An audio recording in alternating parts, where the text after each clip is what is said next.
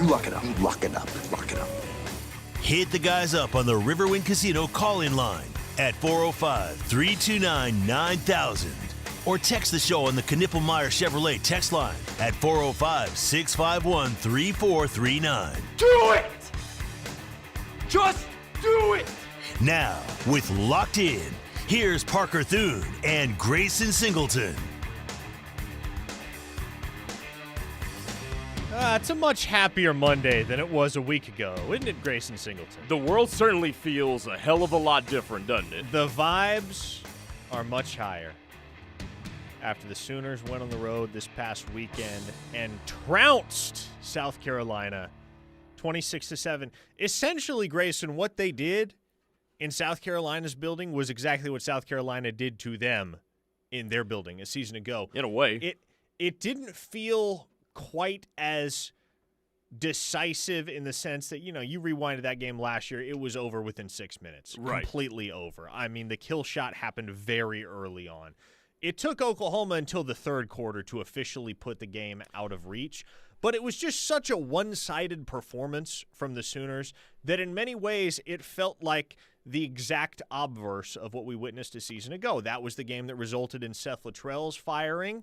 Saturday was a day that the South Carolina faithful were ready to part ways with Mike Shula, their offensive coordinator. Evidently, Shane Beamer is not there yet, but the fan base certainly is. Well, the fan base certainly is, and it didn't take them very long to get there, and that offense is just anemic for South Carolina. But, my big takeaway from this game, I know everybody is happy that there's a revelation of the running game, and give Ben Arbuckle credit for finding a way to get that run game going.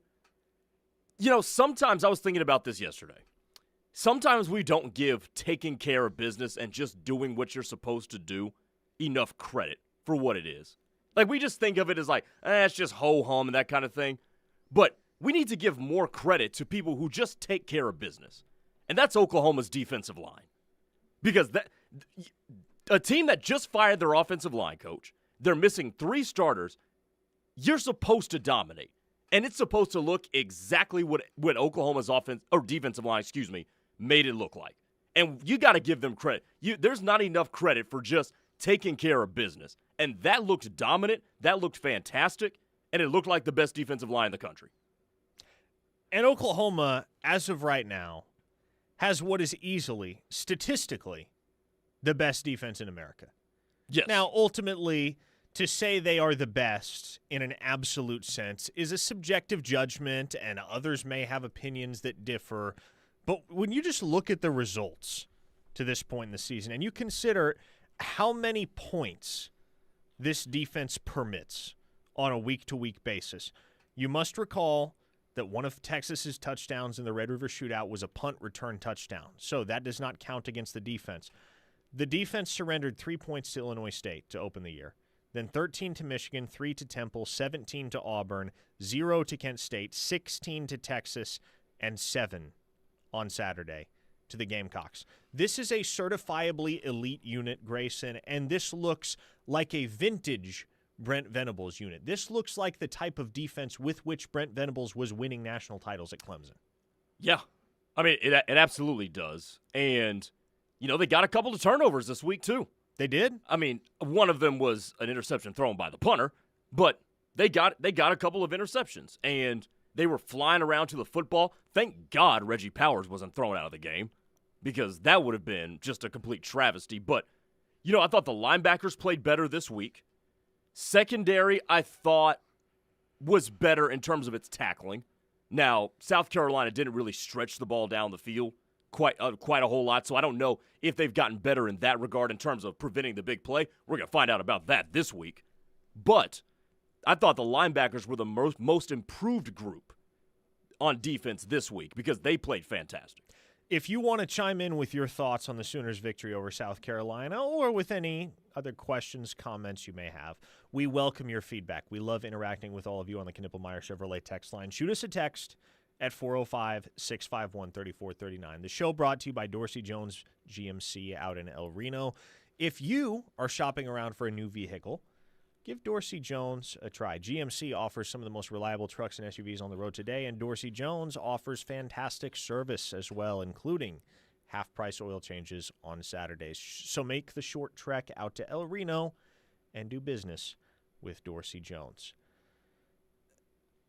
Ben Arbuckle, Grayson, evidently heard the noise last week. He and Bill Bedenbaugh and their units, obviously Bedenbaugh's unit is the offensive line. Arbuckle, in a more general sense, is in charge principally of the entire offense. We're not talking about Ben Arbuckle and Bill Bedenbaugh today, which tells you that they did their jobs and then some. I was about to say we can talk about them, and today. we probably should. We can talk about them in a complete 180. We were talking about them on Friday and Thursday because their units showed up. Their units absolutely showed up. And by the way, let's give some credit to DeMarco too. Those running backs played well, and they narrowed it down to the two dudes that could get it done. There wasn't any funky rotations with, hey, let's throw Javonte or, hey, let's throw Jaden Knott in here in some random spot and just see if they can give us something. No. Torrey Blaylock is averaging 5 yards a carry. Stay your ass on the field. Xavier Robinson cannot be tackled. Stay your ass on the field. And we're just going to run with those two. So he gets credit for that too. Oklahoma came out and established their will from a very early stage in the football game on the ground. And that offensive line cleared running lanes. And Torrey Blaylock showed that juice. And Xavier Robinson proved to be a capable change of pace. And I think what we learned on Saturday with regard to the running game is twofold. A, when the chips are down, this offensive line, they can play some pretty good ball. They can block it up. Now, we got to see it more consistently. Yes. And that's the big bugaboo moving forward. That's the big thing everybody's going to be mindful of is we've seen what they're capable of when they're at their best against Michigan and against South Carolina. We haven't seen that consistently. Mm-hmm. And so can they follow that up with a similar performance this weekend against Ole Miss, which is not a terribly strong defensive team. And this is a front that you should be able to blow off the ball a little bit easier than you could even against South Carolina, where Oklahoma had a ton of success. But also, it's pretty clear what your hierarchy is in the backfield the rest of the way. I mean, we talked about it last week, but it remains true. Jaden Knott is a non-factor. Jaden Knott should not be anywhere near the field in meaningful situations the rest of the way. It should be Torrey Blaylock, and it should be Xavier Robinson. We saw Taylor Tatum for the first time all year. He played one pity snap on Saturday. And hurt Got himself. a carry, lost a yard, hurt himself in the process. That's unfortunately just kind of the Taylor Tatum experience in a nutshell so far. But the guys you can trust, the guys you can lean on, the guys that Oklahoma did lean on early and often on Saturday, that's Torrey Blaylock and Xavier Robinson. They combined for 30 carries. We did not see a ton of John Mateer on the ground. And that was super refreshing, Grayson, because what had we been saying for several weeks about Oklahoma's run game? Their running game was highly dependent on him. Highly dependent on him. And they showed Saturday that with John Mateer almost entirely out of the game plan as a runner, they can still establish the run. Yeah.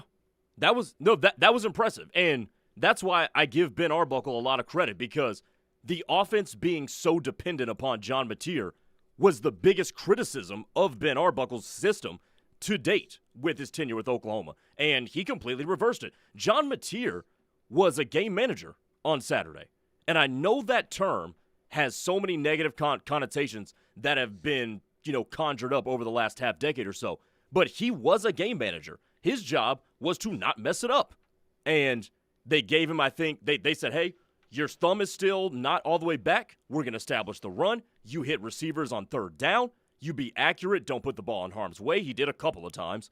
And ultimately, we're going to scheme a guy open, and you're going to hit him for a touchdown like they did with Isaiah Satania. So he did his job based on the game plan very well. He was fine. He was game manager. Well done by him. If I told you there was an offensive player that more than doubled his season high in snaps on Saturday, what would your guess be? Eddie Pierre-Louis? No. Maybe I would have to look back at it. He started against Illinois State, so I don't think so. Oh, okay, yeah, that's true. The guy that I had in mind, Caden Helms. We saw a lot of Caden Helms. 31 Caden Helms snaps on Saturday. And I think we're going to see a lot more of him because he is a totally better blocker than Jaren Kanak is. Helped spring Torrey Blaylock on that first touchdown run around the edge.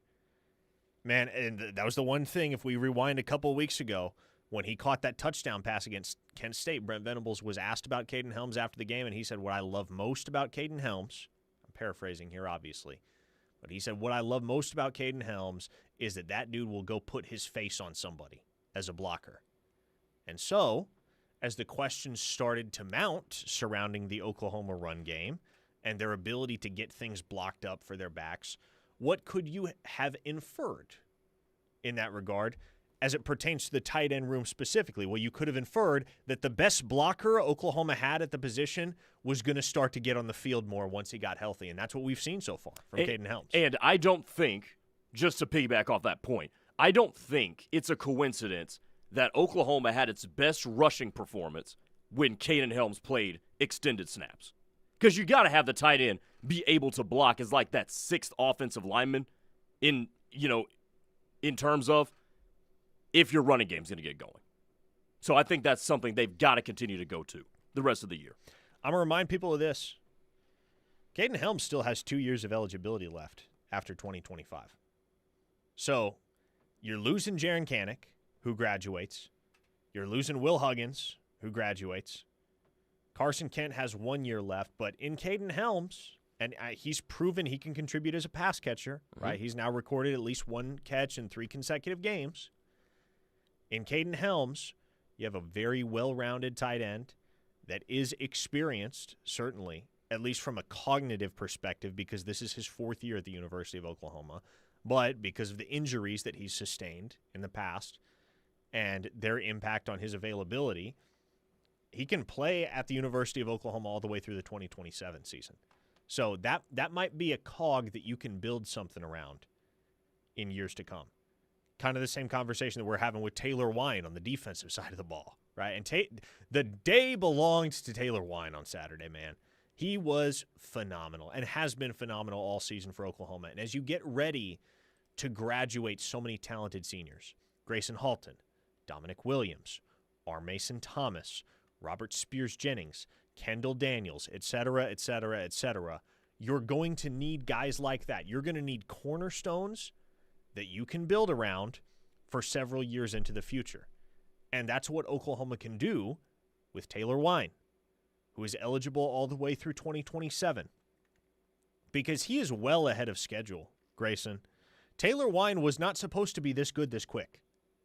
I mean, we heard the buzz all off season. We heard the hype all off season. Brent Venables talked about Taylor Wine on a regular basis and the strides that he was making. But even so, I think that's a guy that you could reasonably have expected to play 10, 15 snaps a game in a rotational role behind Marvin Jones, who was brought in to be the starter, and maybe he'd blow up a play every now and again, get a tackle for loss, and get you excited. Maybe he'd rack up 3 or 4 garbage time sacks once the second teamers got on the field, and that ideally got you pumped for what could be a breakout 2026 campaign when he's a redshirt junior. Taylor Wine entered 2025 with 2 tackles to his name in his collegiate career. And then, boom, all of a sudden, he breaks into the rotation and starts dominating. He's 8th in the nation right now in tackles for loss with 10.5. Mm-hmm. No, he's been excellent. I mean, no shortage of excellent. I want to ask you about these 2 players. What did you think about these 2, Parker? Javani Gibson and Michael Fasusi.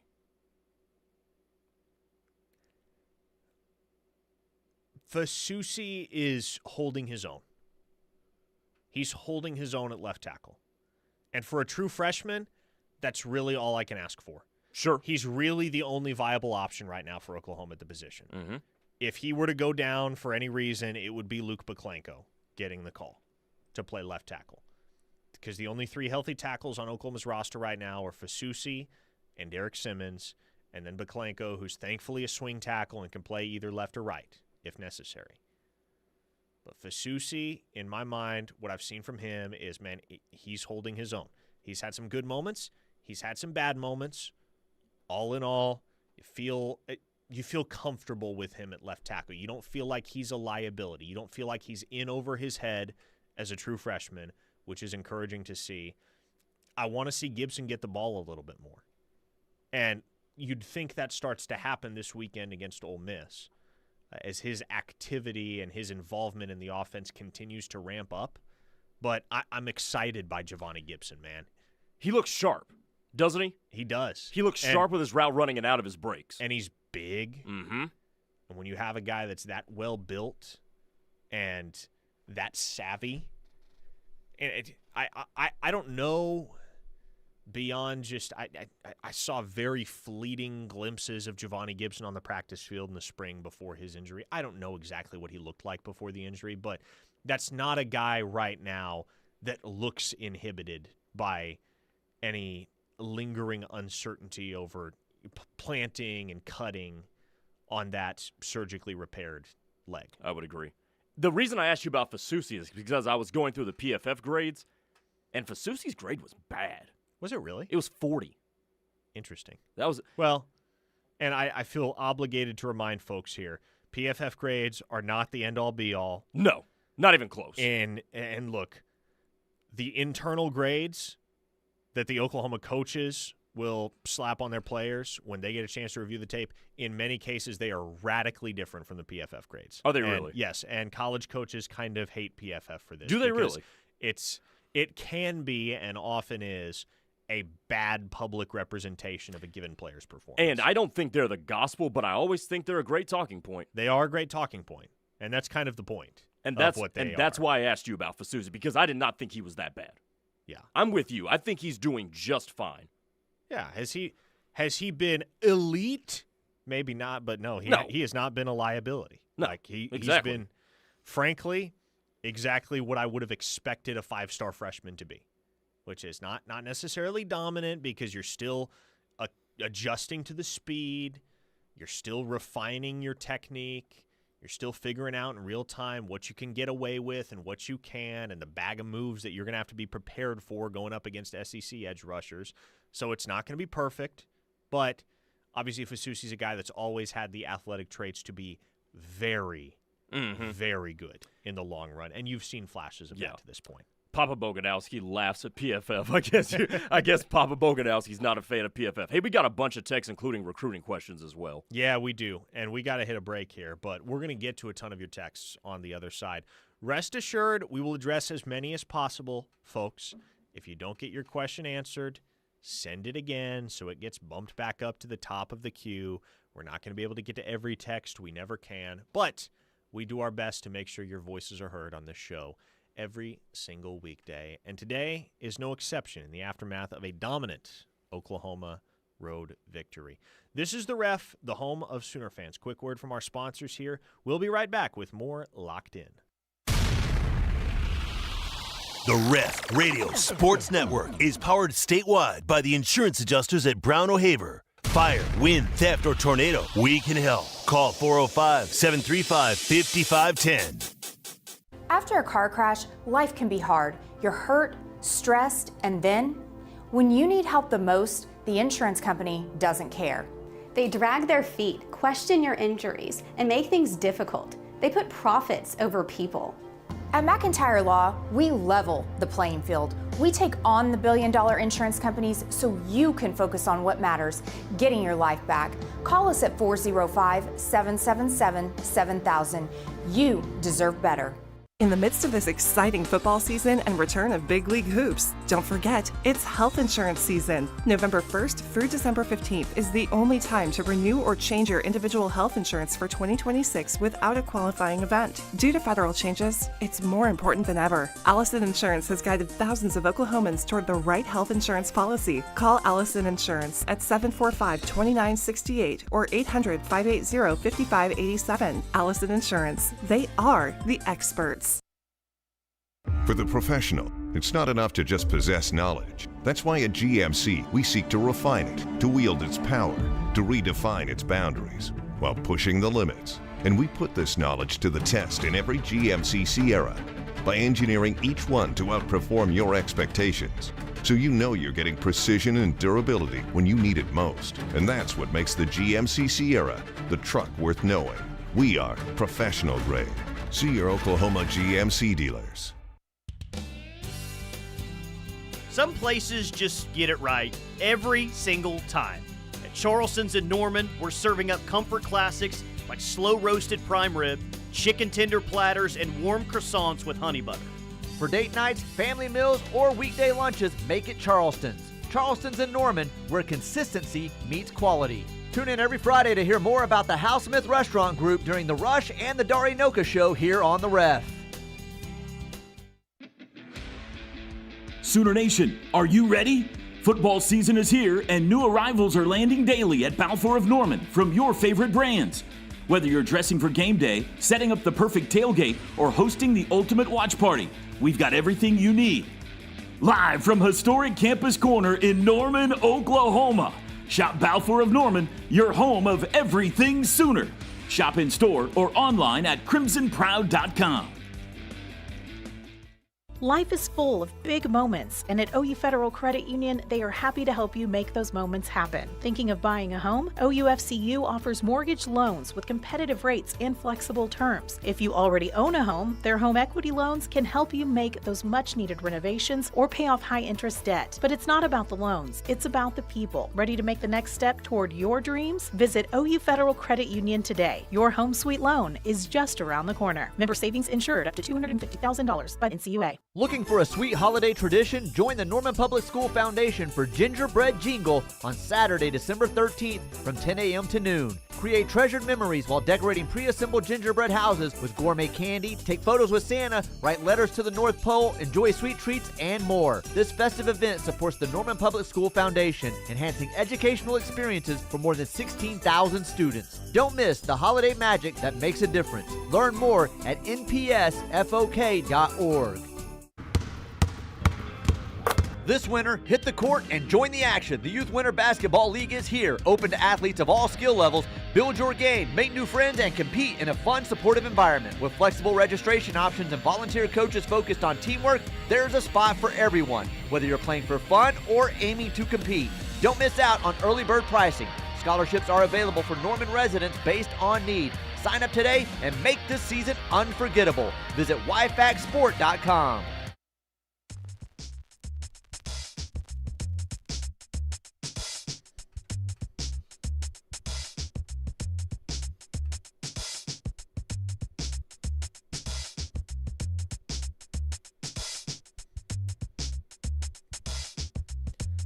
Man, last Monday was a tough day across the state of Oklahoma and across the broader landscape of Sooner Nation. Folks were collectively in a tizzy, and understandably so. Folks were in fire everybody mode, and understandably so. Oklahoma had just lost to Texas in pretty one-sided fashion, all things considered. The tone's a lot different on this Monday as Oklahoma has advanced to 6-1 and has a very pivotal matchup coming up against Ole Miss at Owen Field this Saturday.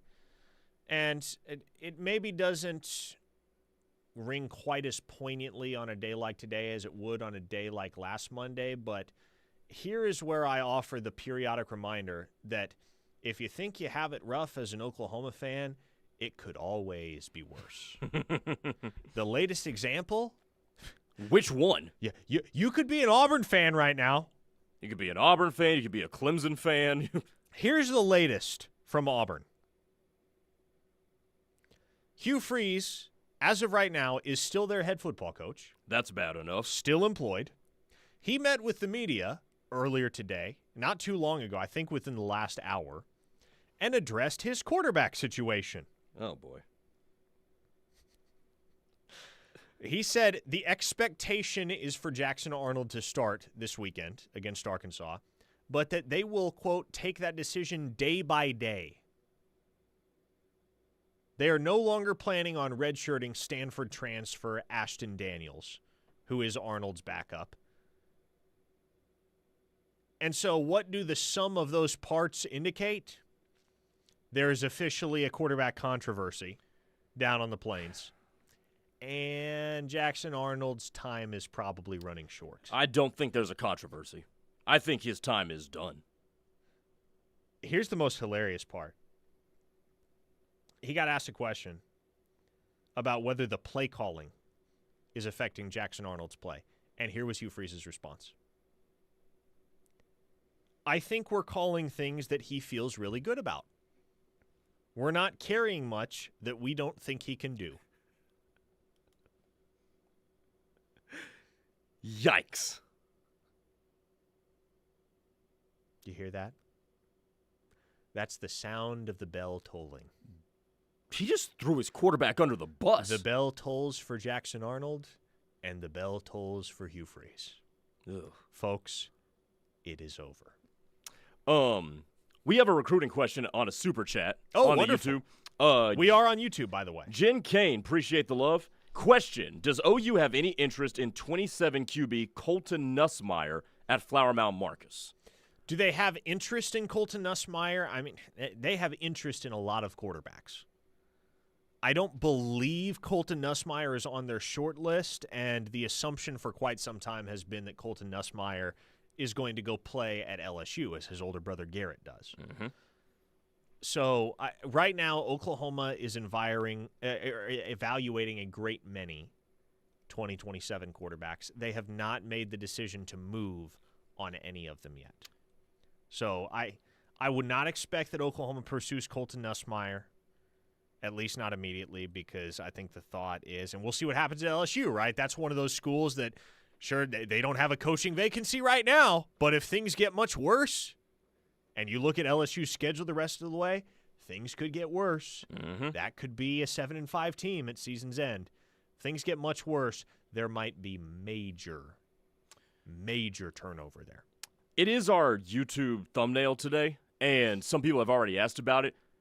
What are the odds that Oklahoma starts to purge from Florida's recruiting class in the wake of Billy Napier getting axed? Great question. Billy Napier was fired Sunday following a win over Mississippi State. The most hilarious little detail that I saw circulating on Twitter is that Billy Napier is the third head coach in the last 5 years to be fired after a win against Mississippi State. Really? Gus Malzahn in 2020. Yeah. Jimbo Fisher in 2023. Billy Napier is the third head coach in the last 5 years to be fired the day after beating Mississippi State. So Mississippi State was indeed Billy Napier's Grim Reaper. I was about to say. And it's been the Grim Reaper. Yeah. It's been the Grim Reaper in the past. Even if you beat him, apparently you're not safe. Getting fired after a win has to be the most bizarre feeling. It does, but I mean that experiment was long past Right. due at Florida, and they're going into a bye week, so it makes sense timing wise to make that move. But I will say everybody's going to continue to ask about Davian Gross. I will tell you this much: Oklahoma and Davian Gross have stayed in contact. There's obviously some long-standing relationships there. Excuse me. 4-star Penn State commit Jasir Rogers is coming in for an official visit this weekend for the Ole Miss game, as we have discussed. He is a native of Middletown, Delaware. A blue-chip prospect and a guy that is a little bit of a sleeper in the sense that he's not ranked as high as he probably would be if he played in a more densely populated area than Middletown, Delaware. Oklahoma loves Jasir Rogers. And if they can land Jasir Rogers, and there is a sense of confidence right now, at least going into the visit, that they're going to have a really good shot with this kid, then I think they would tell Gross thanks but no thanks. The one guy in Florida's class that I would watch and watch closely is not Davian Gross, and it is not Desmond Green. It is actually a guy that never OV'd to Oklahoma. And that's 4-star safety Caden Hall. Who we did talk about on this show a couple of times. That we did. Because that was a big-time target. Caden Hall was a big-time target for Oklahoma. In the early stages of the spring, they had him lined up for an official visit to the Champion Barbecue. He didn't wind up taking it because he shut his recruitment down after one OV and locked in with Florida. Now, I have it on good authority. Oklahoma was second And if not for Florida's sake, Caden Hall would have wound up a Sooner. Now, it's been 4 or 5 months since all of that transpired. And so I don't know whether Caden Hall feels as strongly about Oklahoma as he once did. I don't know how you could know that. But if that kid decommits from the University of Florida, Oklahoma will be a school to watch. Oklahoma might be the school to watch at that point. For those of you who forgot about Caden Hall, he is 6'3", 195 pounds. So, just plus size for a safety. Watching the film, you know who he reminds me of? Who's that? Just with the way you can deploy him combined with his size. Reminds me of Kendall Daniels. I think the play style is similar to Kendall Daniels in the way that he can fire down into the box. He has the size and the frame to be able to convert him to a linebacker if you want to, but he also is a big safety, right? So he's good roaming the field, just playing center field, got good ball skills, good instincts, but the angles he takes to the ball and the ferocity with which he plays against the run and comes down into the box, it makes me think of what Kendall Daniels has done this week and last week in terms of his fits against the run. So if you're looking for somebody like that, I would say Kendall Daniels would be a nice little comp to Caden Hall. And here's the deal, folks. I think there is an unspoken assumption that if a head coach of a given institution is fired, then it's open season on that recruiting class. I don't think that's necessarily the case at Florida, because you must consider that Billy Napier's job security has been a talking point for a long time, upwards of a year at this point. There were folks ready to move on from the Billy Napier experience after the 2023 season. I mean, this is a long time coming. And so any student athlete that committed to play football at the University of Florida has understood, or should have understood, that this was a distinct possibility, that this might be the outcome, that they might be committing to sign with a program come December that was in the midst of or had just hired a brand new head coach. And so there are certain instances where it was impossible to foresee that your head coach was going to get fired. A great example of this very recently is James Franklin at Penn State. How could any recruit that committed to Penn State in May, June, July, August have known that James Franklin was going to be out of a job, axed in Happy Valley by mid-October? And so no doubt they're a little bit blindsided right now. And I think you've seen that in how many Penn State commits in both the 2026 and 2027 classes immediately have reopened their recruitment since Franklin was fired 8 days ago. You haven't seen Florida lose any commits yet. No.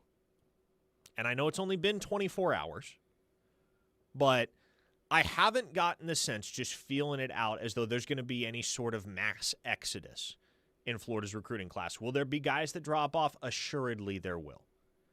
Maybe not right away, but there will be, because you also have to concede the reality that the new head coach, whoever he may be, may look at some of Florida's current commits in 2026 and not want to take those guys.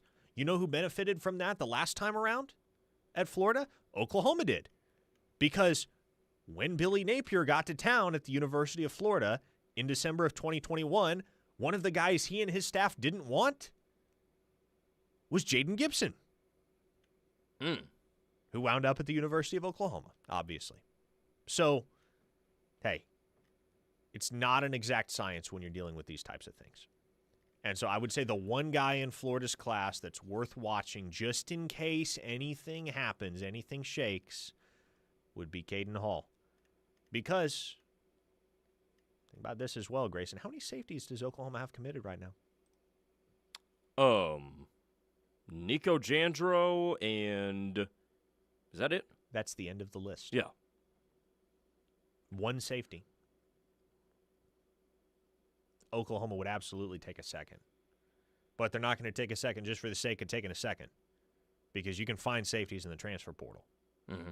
You can find young safeties with promise in the transfer portal. And Oklahoma's not going to be in a position in all likelihood this offseason where they need to bring in a super experienced, like, plug-and-play starter at safety because they have Michael Boganowski and Peyton Bowen and Reggie Powers and Amarian Robinson. Yeah. And so they're going to be looking for somebody young, but you're not going to take a high school signee just for the sake of adding another body. That's when you get into trouble. Mm-hmm. You can go find a transfer with 3 or 4 years of eligibility at your disposal unless the absolute perfect guy comes along late in the process and you can tack him onto the class. And Caden Hall could be that guy for Oklahoma. Yeah, no, he definitely could. And to go back to Davian Gross, too, I know Jasir Rogers is a really, really good player. Don't get me wrong. You're going to have a hard time talking me off of Davian Gross because I really like the versatility that guy can present, especially in the punt return game, along with his size and speed. Like, I know there's dissenting opinions to that, and that's okay. And maybe I'm wrong that Davian Gross will end up being a great college player. Maybe I'm wrong. But you're going to have a hard time talking me off of that one. A 405 listener on the Knippelmeyer Chevrolet text line says, I sure wish Parker was listening to the other station right about now at LMAO. Oh, no. What's going on? Oh, man. I have no doubt someone on the text line will fill us in. I'm very intrigued to hear it. Also, are y'all listening to both stations at the same time? Is that what's going on? Are you listening to the other station and texting us? Is there some kind of multi-view that I don't know about? The local sports radio multi-view. Like I do with my YouTube TV on Saturdays. If you have the brain power to process 2 separate radio shows at the same time, good on you, man. I don't have that kind of brain power. I don't have that ability. I can't process that much dialogue. 405-651-3439 is the Knippelmeyer Chevrolet text line. We got to hit another break here. More of your texts, of course, in the aftermath of Oklahoma's victory over South Carolina on Saturday in Williams-Brice Stadium. Coming up, this is The Ref, the home of Sooner fans. Stay here. A true Sooner fan wouldn't be caught dead without the KREF app. Join the Army. Get the app. Tell your friends. This is The Ref, where diehard Sooner fans listen. Business owners, it's that time of the year again. The clock is ticking on your Section 179 tax saving, and here at Seth Wadley Graham in Pauls Valley, we're here to make it count. Buy your new work truck, van, or fleet vehicle before December 31st, and you can write off the full purchase price on your 2025 taxes.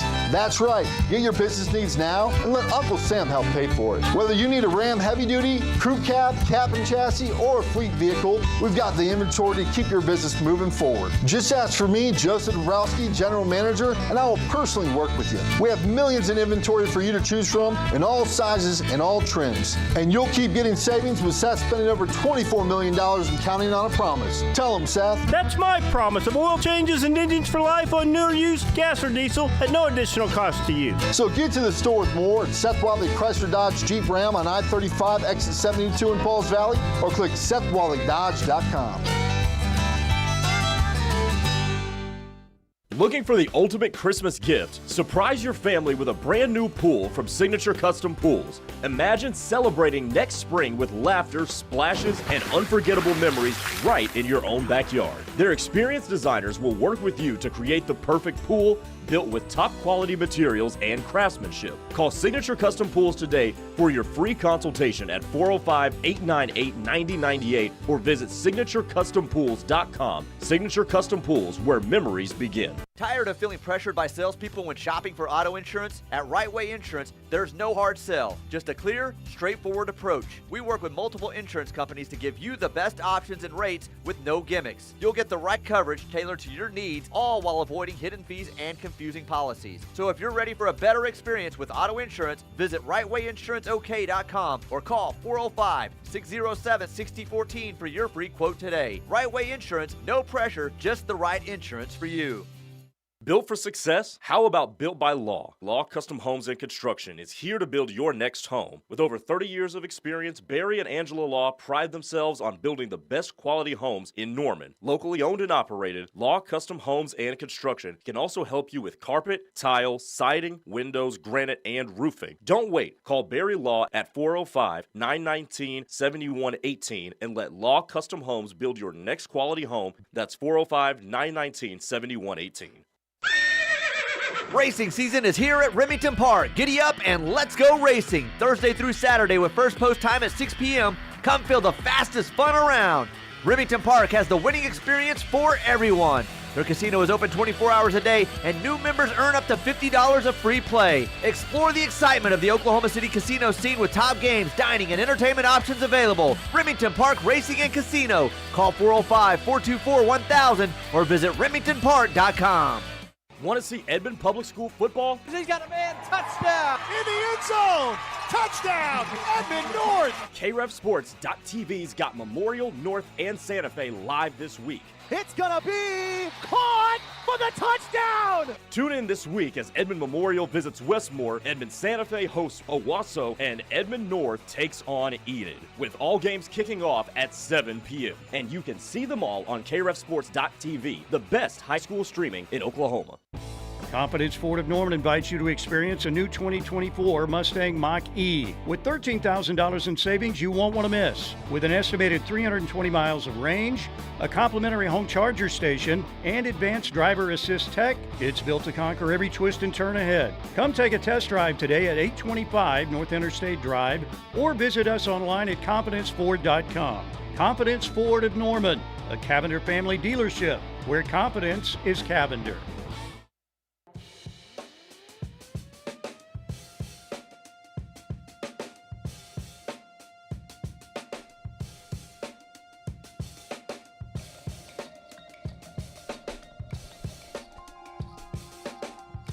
To open this segment, we once again bring you a fresh installment of It Could Be a Whole Hell of a Lot Worse, courtesy of Hugh Freeze and the Auburn Tigers. I know this one's going to be good because you said hell instead of heck. So, earlier today, Mike Norvell, somehow still employed at Florida State, and Luke Fickell, somehow still employed at Wisconsin, both received public statements of support from their respective athletic directors.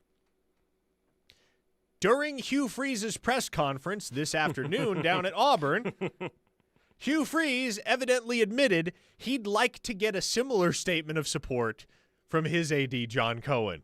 And I quote, "It would be huge. That would make everyone feel a lot better for sure."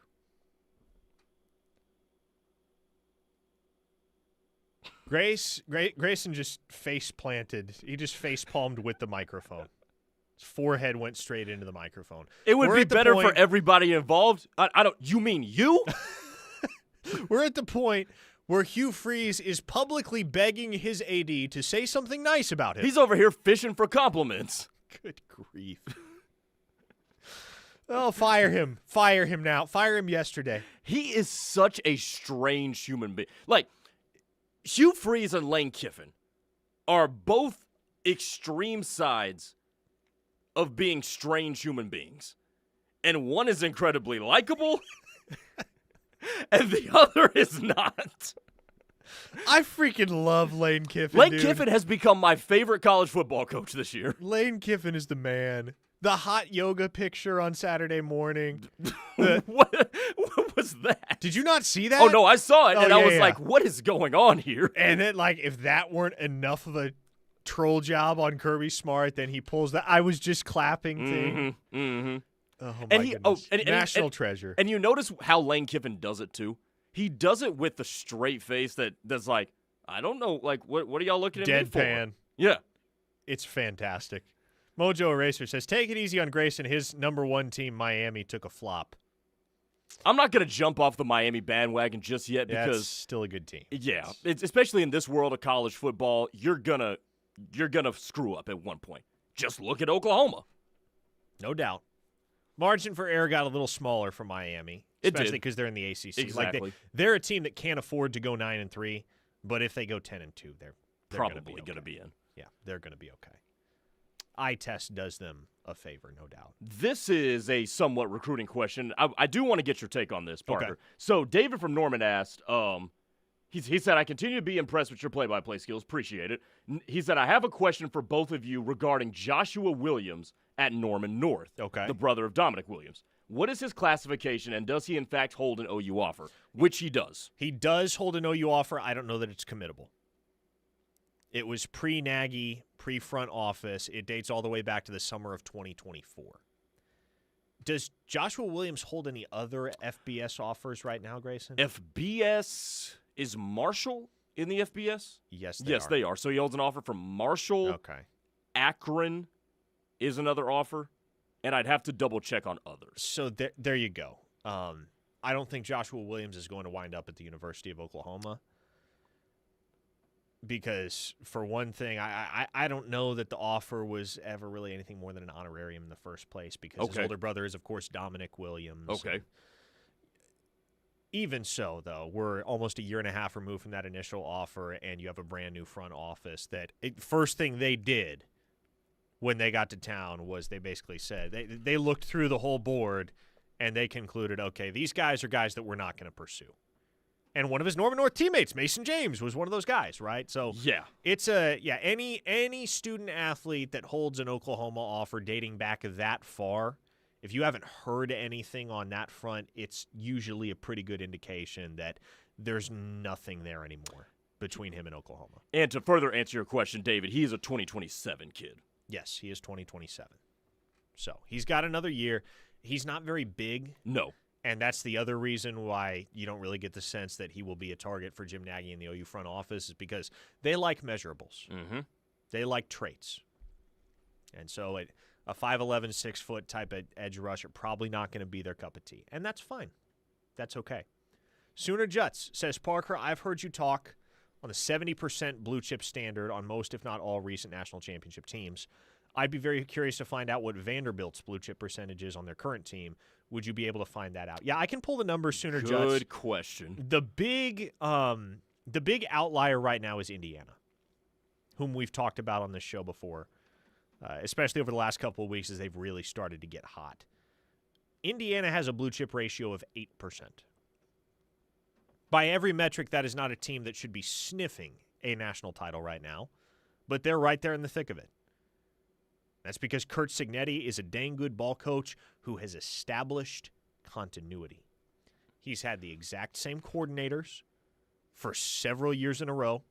He brought them with him from James Madison. I believe both Mike Shanahan and Bryant Haynes, his coordinator, his defensive coordinator, I should say, were with him even prior to James Madison when he was the head coach at Elon College. So Curt Cignetti has a system. He knows it works, and he's been able to apply it to great success at Indiana. But Indiana, and I think Vanderbilt can probably fall in that camp. I don't know offhand what their blue chip ratio is. I'll have to dig into the numbers. But those are two teams right now that are squarely in the CFP hunt without a blue chip ratio that would have traditionally been considered the bare minimum, like the prerequisite for being a national title contender. And so credit to Clark Lee, credit to Tim Beck, his offensive coordinator there at Vanderbilt, who previously was the longtime head coach at Pittsburgh State up in Kansas. Mm-hmm. They have a phenomenal football team on both sides of the ball. They have a phenomenal quarterback in Diego Pavia. And that is a team that can absolutely get to the college football playoff. They're going to have to navigate a couple tough games in the month of November.